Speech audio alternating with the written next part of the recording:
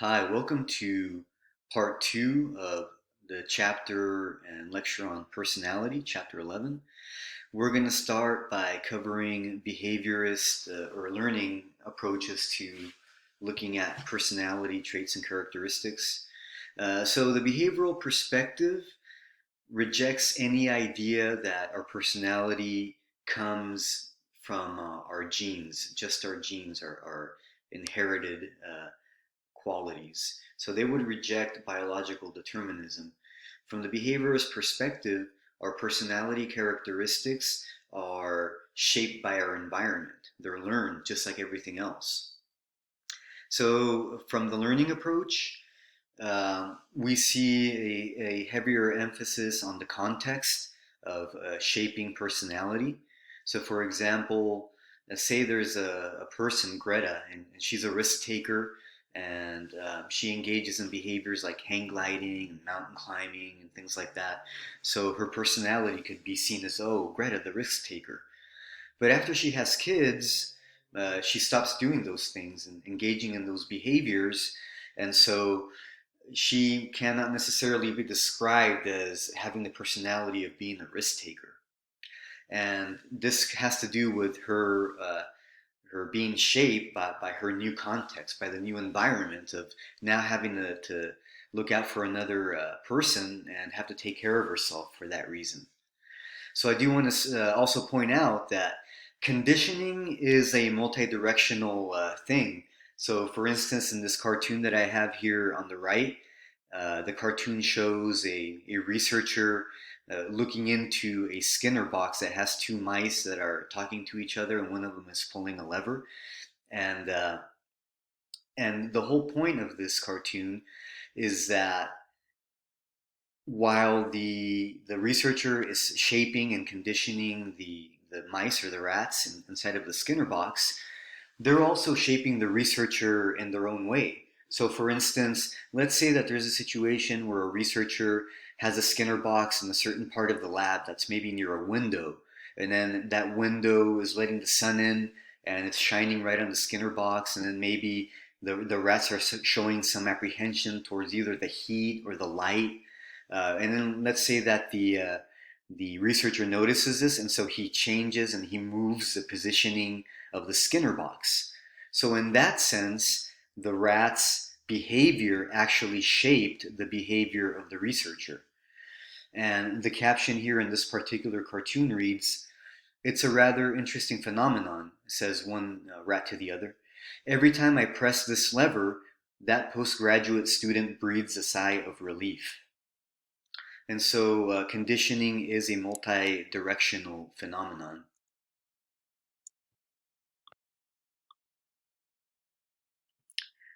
So Julian Rotter contributed the idea of locus of control. Um, so this refers to the power that we have over our lives, or the perceived power that we have over our lives. You can have an internal or an external locus of control. So people that have an internal locus of control view things that happen or outcomes, they stem from their own efforts. While people who have an external locus of control uh, feel that the things that happen to them have to do more with other people, with luck or chance or control. Uh, they basically feel that chance controls their own life outcomes, so they don't have much of a um, uh, sort of say in what happens to them in their life. So, for example, if somebody fails a test, a person with an internal locus of control might have a thought such as, I didn't study enough. Whereas a person with an external locus of control would say something like, "Oh, this test was too hard, right? The teacher made it too difficult." So people that have an external locus of control will do better academically. They do better when it comes to careers. They're overall healthier. They have better coping strategies. They're less depressed, and that makes sense if you feel that you can control your life. You know, you're not going to be as depressed as if you feel that you can't. Albert Bandura had the social cognitive view. So, social cognitive theory It was a theory that combined ideas from behaviorism, from learning, and ideas from cognitive psychology or cognition. And so the combination of these two things are really what create personality differences, according to this theory. So the idea of reciprocal determinism is that there are three major categories that are affecting our behavior and our personality. So those are cognitive processes, behavior, and the context. So cognitive processes is referring to beliefs and traits and expectations that we may have that we have previously learned and acquired. The behavior or just refers to those behaviors that we can identify and define that are rewardable and punishable and that can be shaped. The context is the environment or the situation. And so these three things are affecting each other in multi-directional ways. So an example is Jill believes she's smart and can get an A, so that would be a cognitive factor affecting her behavior, her actions. So she goes to professor's office hours for extra discussion. So that's her behavior. And so the professor creates a more thorough learning plan for her. That would be the context. So she's created a context for herself that would back up her beliefs and her behaviors and her actions. And this is what's describing her personality.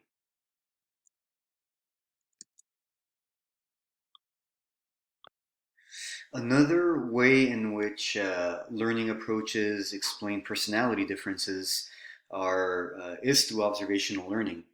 So, if you'll recall from chapter 6, observational learning stated that we observe and learn by watching other models who are modeling behavior, and we're paying attention to what the consequences of those actions are, whether they're rewarded or punished. So, from this perspective, our personalities are largely the result of imitating others. The concept of self efficacy is just a concept that our past experiences um, lead to our current confidence in our abilities or lack of confidence in our abilities. So this affects the way that we approach life in general, but also to problems and goals. So somebody with a high efficacy is they believe that, and they're going to be confident that they can accomplish goals, take on challenges, and get back up. So these sorts of people are going to be described by having a personality that's more of that iron will sort of a personality characteristic. Walter Mischel examined the debate that questioned how much a situation affects the personality. So, after going through many decades of personality research, he came to the conclusion that a person's traits are not actually consistent across situations. So, um, you know that sometimes you might hear that, oh, so and so is so fake, or that's not how they really are.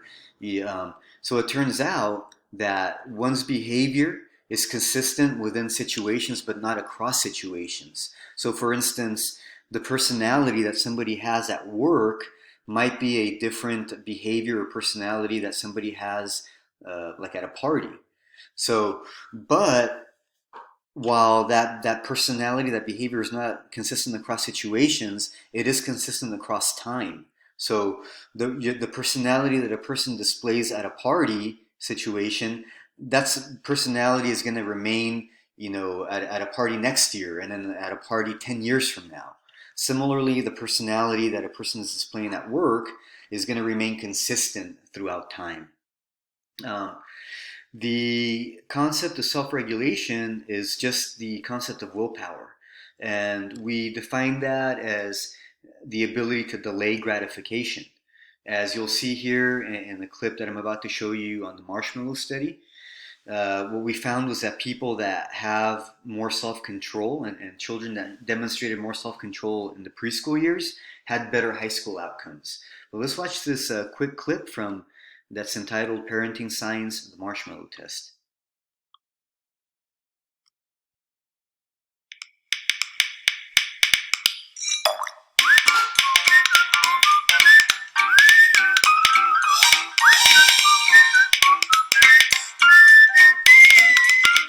marshmallow test is a really great way to show how children delay gratification. We tried it out with the 4 children we've been following since September 2010, Alfie, Millie, Mackay, and Pratmesh. Here's how it works.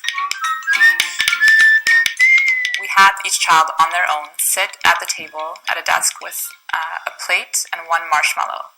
They could either choose to eat the marshmallow, the 1 marshmallow, right then and there, or they could wait until I came back into the room and have 2 marshmallows. I left them alone in the room for 15 minutes. Take a look. The marshmallow test has been used for decades by psychologists. It's been used with children to predict later academic success, including literacy, SAT scores, and other academic outcomes. There's no definitive answers from the marshmallow test. It's not a matter of passing or failing. What we're looking for is whether children can really resist this piece of white candy sitting in front of them that's sweet, that, the smell of it, the allure of the marshmallow. In Pratmesh's case, we really saw this added curiosity because he had never actually tasted a marshmallow before. All of the children managed to show some level of self-control and resist the temptation to eat the whole marshmallow. As you can see from the footage, you can catch a glimpse into children's ability to control their impulses. This ability, which is developed around the time of kindergarten, can be linked to other outcomes later in life. In the end, the marshmallows were in kind of different states. Some had been squished, ripped apart, nibbled around. There was this temptation and there was this impulse to kind of try it out.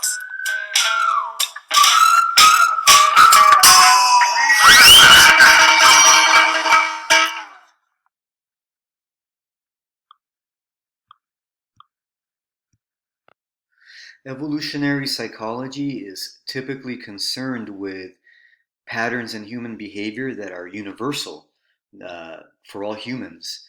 So we talked about how,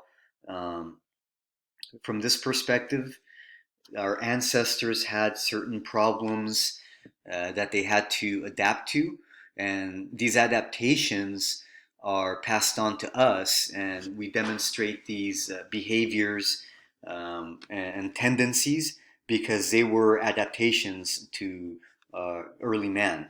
So, for instance, the fight or flight mechanism was developed in our ancestors in order to be able to survive and to be able to fight off an animal or run away or another human or an enemy. And we still have the fight or flight mechanism today, and it affects our behavior, and it might be set off, and that can affect our behavior and the way we feel and our personality. But this would be coming from our ancestors. But evolutionary psychology does delve a little bit into trying to explain individual differences in personality. One of those theories that attempts to do this is called life history theory. And in this theory, people have essentially life energy that they can expend. And the way that you're going to expend this energy is going to determine personality differences. So from this perspective, you're either trying to using your life energy to kind of focus on the development of your own body, taking care, nourishing yourself, continuing yourself, right? You are using energy towards trying to attract mates and keep mates as at least as long as to be able to reproduce, right? And then, or you're actually using energy to try to parent or raise children in some sense, either your own or some close kinship, because even raising nephews or things like that is a way of passing on your genes. So the foundation of evolutionary psychology is that our actions and our behaviors have that aim, that goal to pass on our genes. So individual differences in personality are coming from the way in which individuals are approaching the balance of those 3 things. So more specifically, we also talked about the Minnesota study of twins reared apart. And so this perspective really is looking specifically at genes and how they affect personality. So we talked about the study that took place between 1979 and 1999, where they got a bunch of identical and fraternal twins, and they really kind of looked at their similarities and differences. And they found that identical twins did tend to have similar personalities, even when they were raised apart. And we do know that genetically, some personality traits are heritable, such as leadership, resistance to stress, and fearfulness. Now we're going to talk about the trait theorists.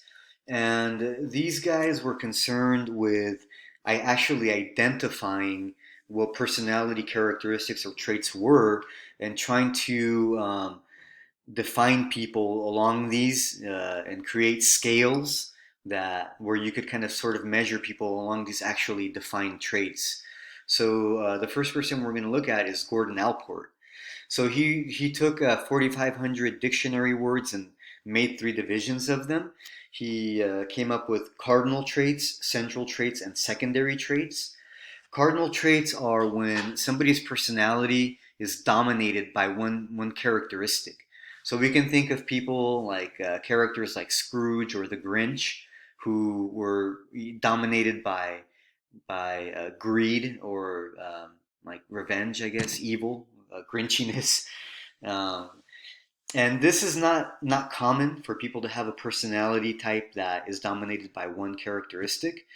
So typically, people have central traits, and that is they have many traits, right? They might be loyal, they might be grouchy, they might be kind.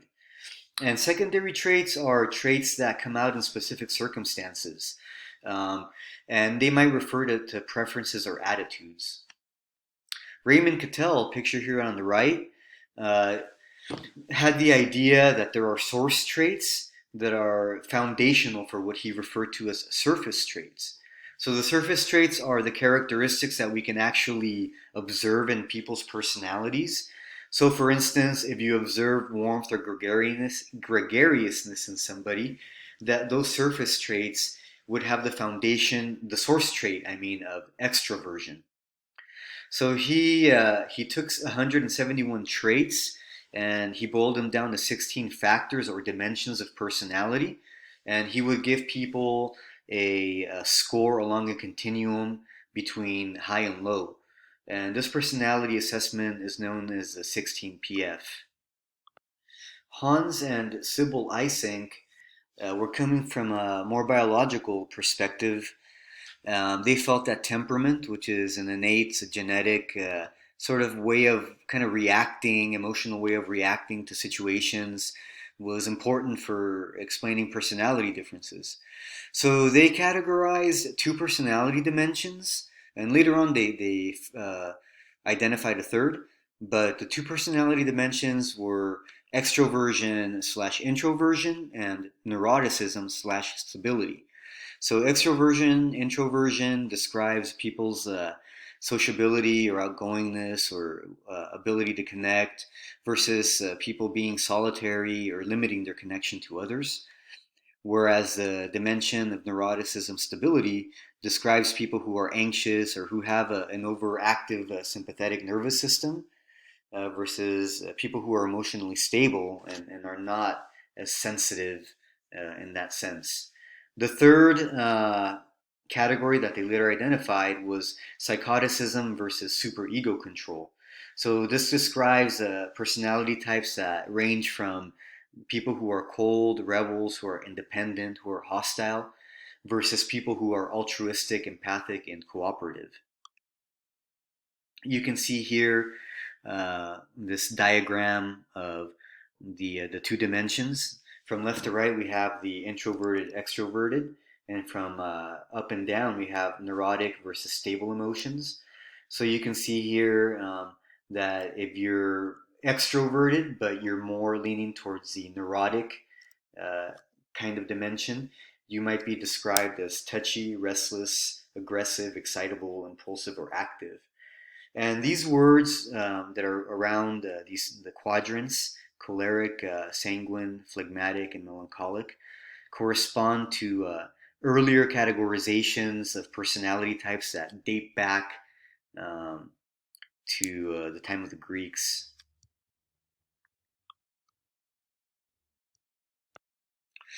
Culture is also a big factor and a consideration when it comes to understanding and describing people's personalities. So, culture refers to the beliefs, customs, and art of a particular group of people. Um, so, culture is transmitted through language, through modeling, and everybody has a culture and belongs to one or many cultures. So, there are sort of we have the idea that there are cultural specific personality traits, right? So, for instance, we know we can say that Asian people tend to be less extroverted. People from Central or South America are open. Europeans are neurotic. So these are pretty broad categorizations, and of course, um, there is lots of variation within any culture, within any group of people, but we have this idea that and we can see that in some ways there clearly is an influence of culture upon personality. Another idea that we have is that, and researchers found some evidence for this, that even within the US there are personality types across clusters of the US, across geographical regions. So, for instance, Cluster 1, which is the upper Midwest and the Deep South, some personality types here would be friendly or conventional. Cluster 2 in the West, people might be described as calm, creative, emotionally stable. Cluster 3 in the Northeast, these people are said to be stressed, irritable, and depressed. Um, so I've been to different countries, and within every country, people have those ideas about their country, like, oh, well, people from this town are this way, or they're that way, or they're really outgoing, or they talk a lot, or people from this area, they're very introverted, and they're very. So that seems to be a kind of way, a framework that we tend to have about cultures, and there probably is some truth behind that, though of course you cannot overgeneralize. The idea of selective migration is that people will move to a place that is compatible with their personality type. So somebody who's creative might want to move out to the West. We also have the idea of individualist versus collectivist cultures. Individualist cultures are said to be, people are within these cultures value independence, competition, and personal achievement. And some countries that have these sorts of cultures would be the US, England, and Australia, while some cultures are said to be collectivist and they tend to value social harmony, respectfulness, and group needs. And some countries that would exhibit this cultural style would be Asia, Africa, and South America. So when we're thinking about behavior and psychology and personality differences across cultures, there's various ways of approaching this study. We can have a cultural comparative approach where we test Western ideas of what personality is in some other cultures, but we have to keep in mind that what we consider in the West to be extroverted behavior, for instance, might not be the same thing and the same idea that people in Japan consider extroverted behavior. So um, we can also approach the study, this cross-cultural study of personality, with the indigenous approach, which is to sort of think of personality and have tests that are and ideas of personality that are based off of that culture itself. And then, of course, we can combine both approaches to try and understand personality. Personality can be assessed many ways. One of those are self report inventories. So these consist of multiple choice scales. Usually they vary between 1 and 5, where you either strongly agree or strongly disagree on some description about yourself, or whether you would engage in some behavior or some action. These are cost effective and they're easy to administer, but they might produce biased responses. A participant might not actually be motivated to describe how they really actually are, or maybe they don't understand themselves well, or maybe they didn't understand the question. One very well known personality inventory assessment is the Minnesota Multiphasic Personality Inventory, or the MMPI. This consists of 567 questions that's developed from a national sample of people. It takes about 1 to 2 hours to complete and consists of 10 scales. Hypochondriasis, which is when people tend to think that they're sick, they overfocus on their illnesses, things like that. Depression, hysteria, which is like neuroticism, psychopathic deviance or social deviance, masculinity versus femininity, paranoia, psychasthenia, which is referring to obsessive and compulsive qualities, schizophrenia, hypomania is having lots of, like being having states of elevated mood, lots of energy, and social introversion. Some concepts that we need to consider in personality assessment are test retest reliability. So this speaks to the fact that a test should produce the same results across multiple testing.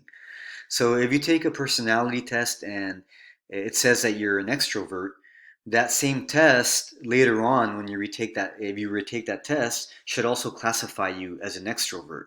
That means that it's able to consistently produce the same result.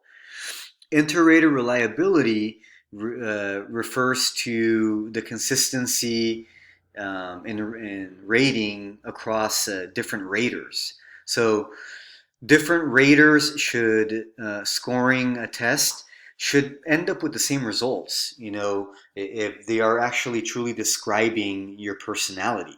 One rater shouldn't be like, oh, this person's introverted, and then somebody else says this person is extroverted. If that were the case, then there would be very poor inter-rater reliability.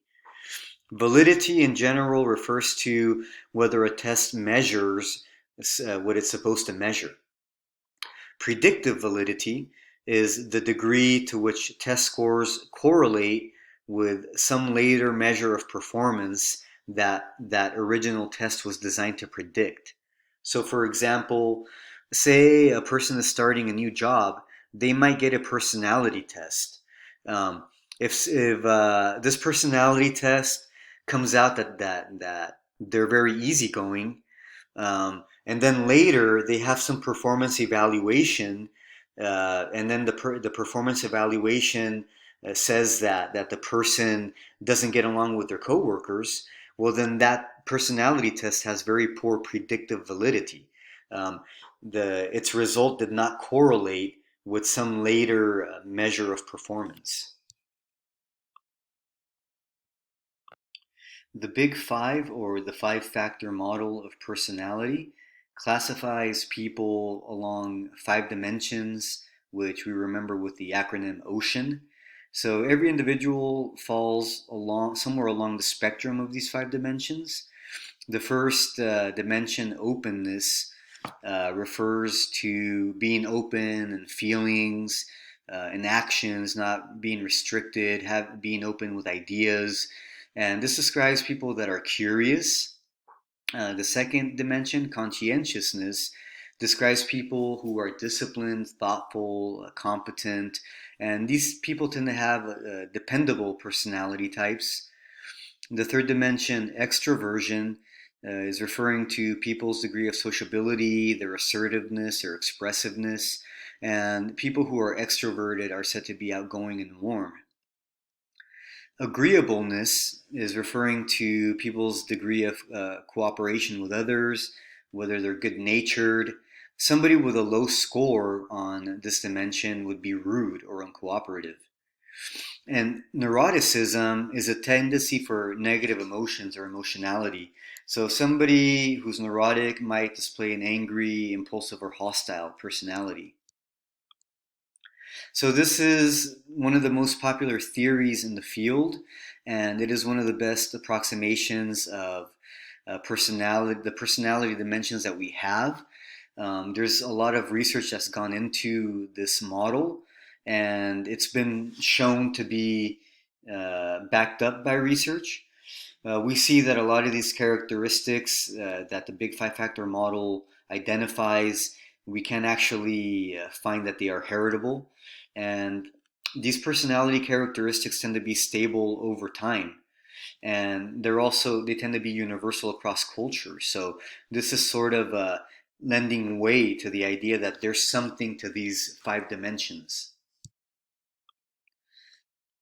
So finally, there's some other types of personality assessments that have been used throughout psychological history.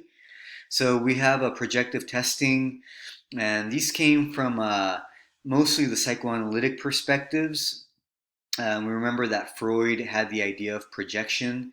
So here, these sorts of tests are based on people being able to project unconscious processes, and this is supposed to demonstrate what your feelings really are deep down inside in your unconscious and the subconscious levels. This is supposed to be able to identify impulses and desires that you might have. The most common and popular one is the Rorschach inkblot test. So I have an image here on the right.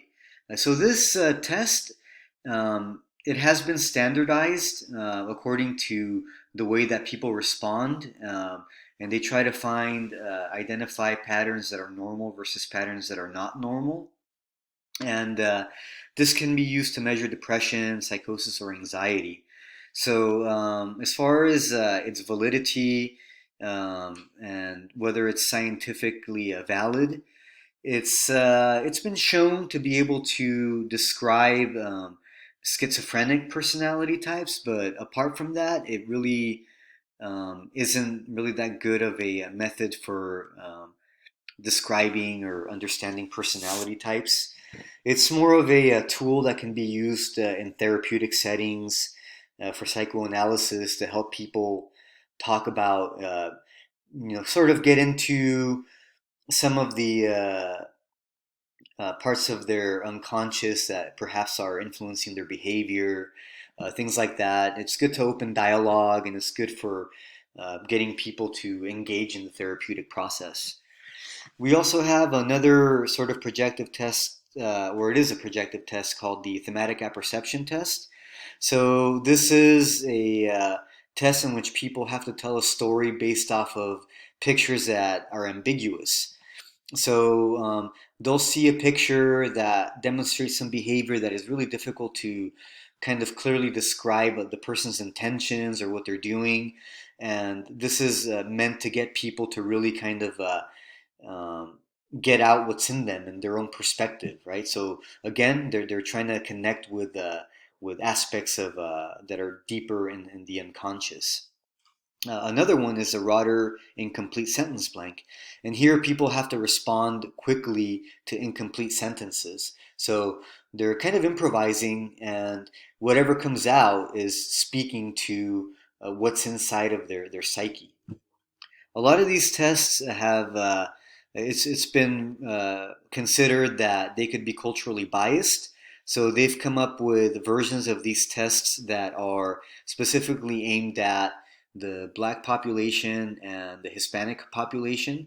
Those tests are the Contemporized Themes Concerning Blacks test, or the CTCB test, and the Temas Multicultural Thematic Apperception test. So, lastly, I have this question for you. So, look at this ink blot and really kind of sort of try to uh, kind of project, your unconscious uh, stuff onto it. So again, we talked about Carl Jung and the collective unconscious before, and you can sort of see it in that sense. There are these archetypes that are within our this component of our psyche that are kind of influencing and are part of our psychic process.